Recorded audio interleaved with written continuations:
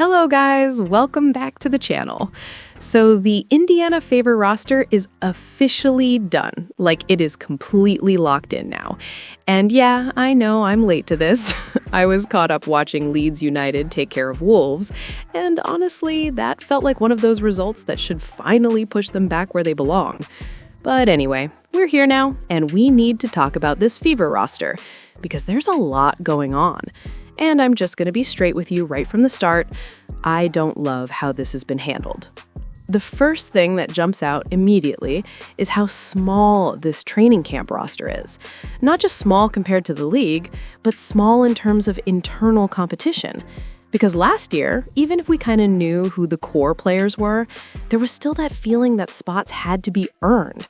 There were players battling, there was uncertainty, there was pressure. This year, that's basically gone.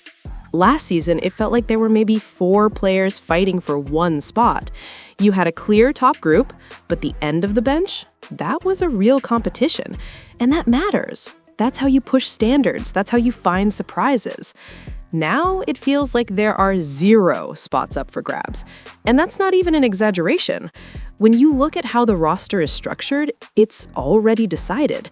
The 12 spots are essentially promised, the developmental slots already spoken for. There's no real pathway for anyone outside that group to break in. And that's where it starts to get frustrating. Because you're telling me there's no room for flexibility? No room to take a chance? No room to stash a prospect or develop someone with upside? Especially when one of the biggest weaknesses of this team is still size. That's the part I don't understand. You had opportunities in draft. You had options to bring in length, bring in a different profile, add something that this roster clearly lacks. And instead, you double down on guards. More specifically, undersized guards. And look, this isn't about disliking individual players. That's the thing people always get wrong. It's not about whether someone is good or not. It's about fit. It's about roster construction. Because you don't need 3 or 4 players who do the same thing. You just don't. At some point, you have to ask, who is actually playing? Where are the minutes coming from? Because when you stack multiple similar players at the same position, someone ends up buried. And not just buried, completely irrelevant to the rotation. And that's what this feels like right now. You've got players in camp who, realistically, are not competing for a spot on this team. They're auditioning for other teams. That's the reality of it. They're putting tape out there, hoping someone else picks them up. And that's not a healthy camp environment if you're trying to build internal competition. Now, to be fair, it's not all negative. There are things to like here. There are things that could absolutely work if everything clicks. Because at the core of this team, you still have one of the most exciting trios in the league. You've got Caitlin Clark, you've got Kelsey Mitchell, you've got Aaliyah Boston. That's your foundation. That's your identity. And the entire season comes down to one question. Can those 3 actually function at a high level together consistently? Because we didn't really see that last year. We saw flashes, we saw combinations, we saw 2 of them dominate at times, but all 3 clicking in the same game, that was rare, if it even happened at all. And that's the challenge for this coaching staff. Because talent isn't the issue. Fit isn't even necessarily the issue. It's usage, it's system, it's decision-making. You've got 3 players who all need touches, all operate in different ways, and all are at their best in specific situations. So how do you balance that? That's where coaching comes in. And this is where things get interesting with Stephanie White. Because on one hand, she absolutely deserves time. She deserves a full season. You can't judge everything off a limited sample, especially when injuries and timing played a role.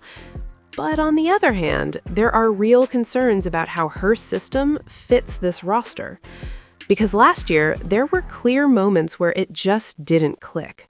Offensively, it felt disjointed at times, like players were taking turns instead of working together. And that's dangerous when you have this level of offensive talent. Because if you're not maximizing it, you're wasting it.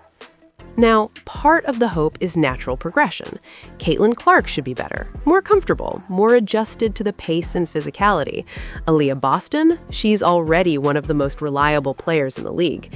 And early in the season, she might actually be the best player on this team. She's consistent, she's durable, she doesn't need time to ramp up. Kelsey Mitchell is the wild card because we've seen this pattern before.